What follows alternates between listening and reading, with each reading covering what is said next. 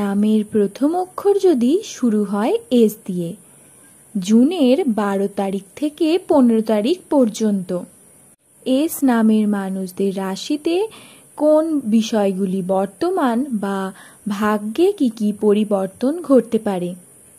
এই যে পূর্ণিমা তিথি গেল 11 তারিখ, এই 11 তারিখ পূর্ণিমা তিথিতে এস নামের মানুষদের জীবনে কি পরিবর্তন দেখা দিয়েছে, আজকের এই ভিডিওতে সেই সম্পর্কে আমি আপনাদের বিস্তারিত জানাবো। সুতরাং অনুরোধ রইল ভিডিওটি মনোযোগ সহকারে শেষ পর্যন্ত দেখার। ভিডিওটি দেখে যদি আপনাদের ভালো লেগে থাকে তবেই একটা লাইক করে দেবেন এবং চ্যানেলটিকে সাবস্ক্রাইব করে পাশে থাকবেন এমনই ভিডিও পাওয়ার জন্যে।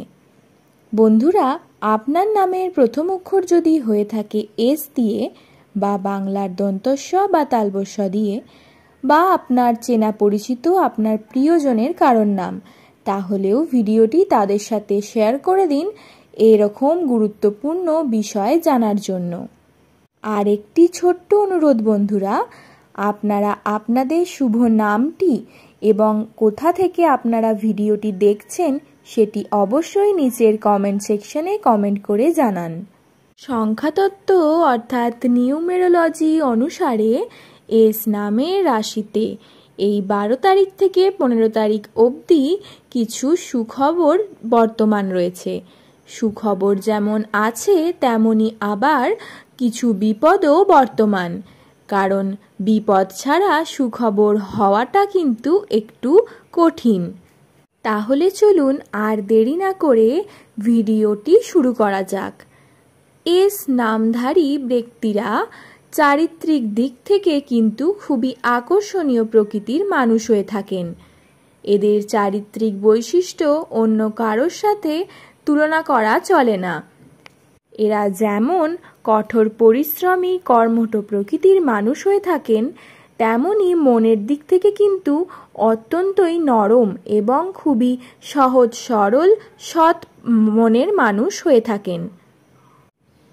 এছাড়াও আপনারা তো প্রত্যেকেই জানবেন কম বেশি, এস নামের মানুষেরা যদি কোনো কর্ম করতে যান তার আগে কিন্তু কোনো না কোনো বাধা চলেই আসে এবং সেই বাধা বিপত্তি কাটিয়ে তবেই তারা তাদের সুফল লাভ করতে পারেন। এবং এই সমস্ত কিছু কারণের জন্যেই কিন্তু এস নামের মানুষেরা প্রচণ্ড পরিমাণে ধৈর্যশালী হয়ে থাকেন এবং শান্ত মেজাজের শান্ত প্রকৃতির মানুষ হয়ে থাকেন। তবে একটা জিনিস হয়তো আপনারা আমাদের সাথে মেলাতে পারবেন, যখন এস নামের মানুষেরা রেগে যায়, খুব দৈবাৎ এটা হয়ে থাকে, তখন তাদের সামলানো কিন্তু একটু কঠিন হয়ে যায়। কেন কি দেখবেন, যারা শান্ত প্রকৃতির মানুষ হয়ে থাকেন তারা যদি চট করে কোনো বিষয়ে রেগে যান তাহলে তাদের রাগ পড়তে কিছুটা সময় লেগে যায়। এবার বলি, এস নামের মানুষদের রাশিতে যে রাহুর প্রভাব বর্তমান ছিল 2024 সালের শেষে এবং 25 সালেরও মার্চ অবধি, মার্চ মাসে শনি তার গ্রহ পরিবর্তনের কারণে এই প্রভাব কিন্তু আস্তে আস্তে কেটে যাচ্ছে, যার কারণে যারা কর্ম করে যাচ্ছিলেন এতদিন ধরে কিন্তু কোনো ফল পাচ্ছিলেন না আশানুরূপ, তারা কিন্তু কর্মের ফল পাবেন।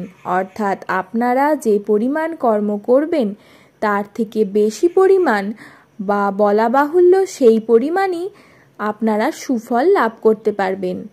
তবে অবশ্যই কঠোর পরিশ্রম এবং সৎ হয়ে কাজ করতে হবে।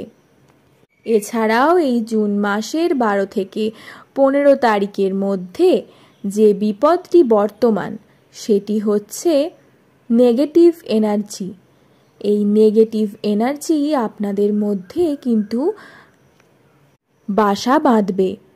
যেমন আর্থিক ক্ষেত্রে আপনারা আপনাদের কাজ করতে যাবেন, সেক্ষেত্রে অনেক রকমের বাধা আসবে। অলসতা এমনই পরিমাণে আপনাদের হবে যে আপনারা সকালে অর্থাৎ দিনের শুরুতে যে কাজে যাবেন তার এনার্জিটুকুও পাবেন না। এছাড়াও কর্মক্ষেত্রে কর্মচারীদের সাথেও ছোটোখাটো মনোমালিন্য বা কথা কাটাকাটি হতে পারে, যার কারণে আপনার আর্থিক ক্ষেত্রে একটু অবনতি হওয়ার সম্ভাবনা রয়েছে। তাই এই নেগেটিভ এনার্জিকে দূর করতে আপনাকে যে কাজটি করতে হবে সেটি হলো মেডিটেশন, অর্থাৎ ধ্যান।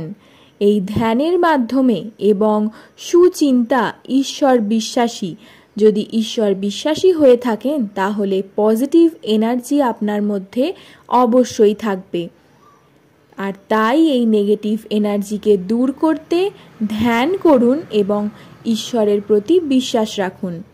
পজিটিভ এনার্জিকে বৃদ্ধি করুন, তাহলে আপনার কর্মে আপনি উন্নতি লাভ করবেন। দ্বিতীয়ত যেটি, সেটি হলো সম্পর্কের ক্ষেত্রে। সম্পর্কের ক্ষেত্রে এতদিন ধরে আগের ভিডিওগুলি যদি আপনারা দেখে থাকেন তাহলে জানবেন যে সম্পর্কের ক্ষেত্রে একটা ভালো সময় কিন্তু চলছিল, সেটা দাম্পত্য জীবনেই হোক বা প্রেম জীবনে। কিন্তু বর্তমানে এই সময়টিতে 12 থেকে 15 তারিখ অবধি দেখা যাচ্ছে ডিভোর্স। যারা দাম্পত্য জীবনে প্রতিনিয়ত ঝগড়া অশান্তির মধ্যে দিয়ে যাচ্ছেন তাদের ক্ষেত্রে কিন্তু ডিভোর্স হয়ে যাওয়ার সম্ভাবনা দেখা যাচ্ছে। এছাড়াও মিসআন্ডারস্ট্যান্ডিং, প্রেম জীবনেই হোক বা দাম্পত্য জীবনে মিসআন্ডারস্ট্যান্ডিংয়ের জন্যে কিন্তু সম্পর্ক ভেঙে যাওয়ার বা সম্পর্ক শেষ হয়ে যাওয়ার একটা বড় রকমের চান্স বর্তমান। তাই যারা প্রকৃতই কাউকে ভালোবাসেন তারা এই ব্যাপারটি নজর রাখবেন, মিসআন্ডারস্ট্যান্ডিংয়ের মধ্যে যাবেন না। গেলেও সেটা কি শান্ত মাথায় দুজনে সামনাসামনি বসে আপনাদের সমস্যার সমাধান করে নেবেন। মানুষের জীবনে বিপদ তো আসবেই, বিপদ যদি না আসে তাহলে সুখ কি জিনিস সেটা মানুষ বুঝবে না।